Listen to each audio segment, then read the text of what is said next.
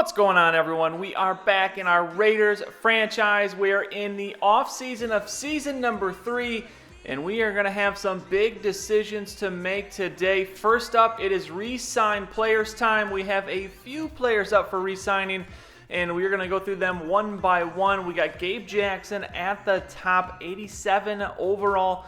Going to try and get him back. Reggie Nelson, not sure about him. Curtis Lofton. Derek Carr, there, our quarterback, 82 overall. TJ Carey, Leon Hall, Matthews, Branch, Butler, Williams, McGill, Ellis, Lucas, Peed, Lockett, and Garner. So a lot of names there, obviously, but we're going to go through these. Garner, we're going to not try and re-sign him. Only a 63 overall. We can probably find a better option at left tackle. Actually, our offensive line is pretty well set. We got quite a few offensive linemen. So next up is Isaiah Peed. I'm going to try and bring him back. He didn't get a ton of playing time, but I was so impressed with his preseason last year that I think we got to hold on to this guy, especially when it's so cheap, only $850,000. Unfortunately, he is not interested in re-signing. He wants to try and go somewhere else. So next up is Tremaine Lucas. This guy was an undrafted rookie free agent, and we have got to bring this guy back. He had 9 touchdowns, second most on the team, so we're going to give him way more than he's asking for because realistically, he'd probably really garner it. So he gets $4.5 million over 3 years. Next up is Bryce Butler, another guy who at wide receiver, a very deep position, but a not actually too bad wide receiver. He shined in the moments he had, and at only $810,000 what he wants, that's way too cheap to pass up. So we're going to give him $1 million, and he will sign. Next up, Alan Branch, 74 overall D tackle. This one is just a depth move. We're going to bring him back, but he is not interested either. So the second guy not interested in re-signing. Next up, Cliff Matthews, a very, very solid right end, 77 overall. He did very well. We signed him last offseason. He wants 4 years at $7 million, and we actually give it to him, and he's not interested. So the not interested started to pile up. Next up, TJ Carey. He wants 4 at 17.6, and this I am going to give him. TJ Carey was a very, very good corner, so he's going to be coming back. Gabe Jackson up next, wants 4 years at $18.7 million. That I think is relatively cheap for an 87 overall left guard, so we are going to bring him back, and I'm actually going to move it up to $20 million, or maybe a little bit more, never mind, $22 million, excuse me, just to make sure he resigns. Next is Keith McGill, 1 year, $90,000, but Keith McGill is not interested, so it looks like we're going to be needing another cornerback. And then Tyler Lockett, Nate Garner, I'm just going to leave there. We're not even going to try and offer those guys. Justin Ellis, I'm not offering him either. Damian Williams, I'm not going to offer a contract. Next is Curtis Lofton, and I'm not even going to offer him a contract because I think he wants too much money, especially for a guy who's not going to be the starter anymore. Reggie Nelson next, and same thing, does only want a 1 year contract, but he kind of went downhill a little bit this past year. He had such a great year the year before, but we're not going to bring him back either.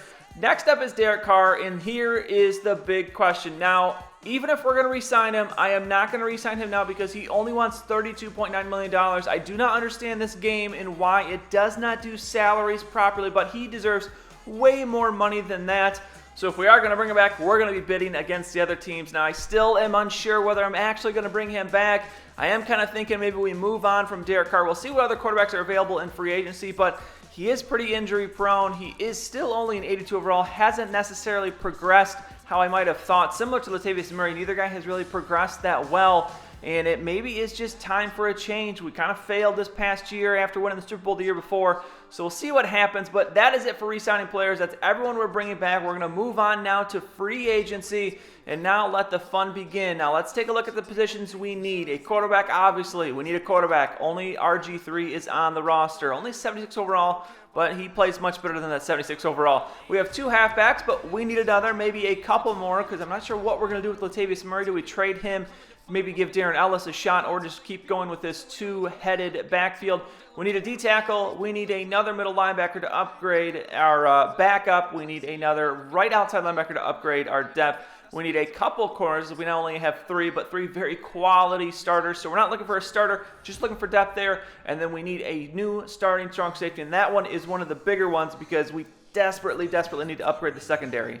And now we get into free agency, and this is a pretty weak free agency class across the board, but quarterback especially, Derek Carr is the best quarterback. Blake Bortles is there, Matt Stafford, Matt Flynn, Garoppolo, Moore, Manziel, McCarron. So it quickly drops off. So it looks like we're not going to be finding a quarterback in free agency. Kaepernick, I think, is basically the same thing as RG3, but I think RG3 is better. And other than that, it's a lot of just junk. I would have thought there would have been at least 1 or 2 really good QBs, but halfbacks, there's at least 1 good halfback. Jeremy Hill, 92 overall, and then a few others, but obviously we're not looking for a starting halfback, so this is more or less bigger to us as we get down the list farther. And actually, I'm going to find someone down here. Denard Robinson only wants $810,000, and he is a speedy back. Could be someone we could use out of the backfield a little bit more in passing situations, so I'm going to offer him, I think, exactly what he wants. Actually, we'll go a little bit cheaper, offer him $800,000. That's a nice option there just to provide depth at halfback. And then at wide receiver, we got some good wide receivers. Brandon Cooks, that would be a guy I would love to bring in, but I don't think we're going to have the money to do it. At D-tackle, we are just looking for depth here, and we got Rashid Hagman available. That wouldn't be a bad option. BJ Raji, right end, we've got a few guys as well, but it's important. We got to find the guys that fit the scheme and fit the needs, as we will roll back to all of these and make some signings or make some offers. Middle linebacker, there are a lot of very good middle linebackers, but unfortunately, I don't want to sign anyone that is a starter per se, because I think that is Eric Darman's spot there. That rookie played very, very well this past season, so I don't want to take that away from him, as he is kind of the guy to go with, so we just need some depth. Corner, we got Josh Norman at the top, one of those older guys that only wants a 1-year deal. Do we maybe pull the trigger on that? Ben Wakir, I think is how you say that name. He led the league in interceptions this past season, so he is garnering a lot of money, but still, every year, there's always a lot of cornerback options, so we'll definitely be able to find somebody. And there actually is somebody here, Philip Gaines. And look at the speed on this guy, 94 speed, 93 agility, 94 acceleration. Only 76 man coverage, but 89 zone coverage. So this is going to be the first one we offer a contract. And kind of sneaky, I haven't really heard too much about this guy, but we're going to give him $7.5 million salary, a $3.5 million bonus over 4 years. We'll see what he thinks about that. We move on now to free safety. And here's a name right at the top of the list, Clinton Dix. You always got to laugh a little when you see that name, but that is a guy, maybe he could be our new strong safety. He is definitely an absolute monster in the secondary. That could be a definite upgrade. You know what? Let's offer him a contract. Doesn't have incredible speed, but he has very good coverage numbers, and I think is a perfect fit in our base 4-3 defense. So he wants 14.8 and basically a $5 million roster bonus. So obviously we do have the salary cap. We started all of this out with, I think, $37 million. So we definitely have money to spend. So I'm going to offer him to start $18 million. I think I moved that back down, but we're going to move the bonus to $5 million. And then I think I end up moving the salary back down to, I think, $16 million. And we'll see if he bites on that one. I'm sure there's going to be a lot of teams offering him a contract, so we'll have to see. I don't know if our draw is going to be big enough, since the only real plus we have right now is the scheme fit, but maybe we can beat out those Bills. We'll have to see. And now back to quarterback. Now Blake Bortles is an interesting option here, because he played pretty well when we've played him in past years, but only an 80 overall and not really that guy that blows me away that I want to spend money on in free agency. So I really don't know what we're going to do there. D-tackle, Alan Branch is sitting here, and let's try bringing him back, because he is a very good option for depth. One of those guys that would be perfect if there's any injuries that can step in and play some D-tackle. So I'm going to try and bring him back, offer him 1.17, see if he wants to come back. Now we'll take a look at the offers made. Just ignore the Dan Carpenter thing at the top. I was thinking we were going to get a kicker, but I realized all the kickers that were out there actually aren't better than the one we have. So Clinton Dix, Philip Gaines, Alan Branch, and Denard Robinson. Let's move on now onto stage number 2. Is anyone going to sign right off the bat? No, nobody signs in the first stage. So we're going to go back and look at the free agents again, see what we're going to do. We're also going to take a look at some scouting while we're in this week as well. Take a look at these QBs available. But let's see, Clinton Dix. We are number 1 for Clinton Dix. We're the only offer for Gaines, Branch, and Robinson. So you'd think those guys would take it here at some point. Now looking at the scouting, Will Hayden is a big QB option here, and we actually have pretty much 4 guys. It's Hayden, who is a balanced offense, A- throw power, B+ consistency, B+ throw accuracy. The only issue here is we would have to trade up to get this guy, because he is a early first round option, a 4.7 combine grade, didn't grade out the best. The next one is Reed McKay. This guy is A- throw power, B+ consistency, B throw accuracy short. 4.5 combine grade. Again, a first rounder we would probably have to trade up to get.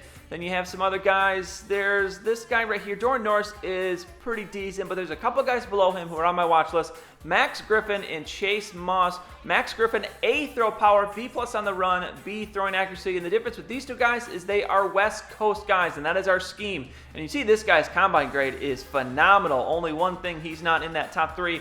So he is definitely an option, and this is where we get into the second round, which we're going to be picking at the end of the first round. So these guys should both be available. And then you have Chase Moss, A- throw power, A- consistency, and A- throw on the run. So he has very good top 3 skills.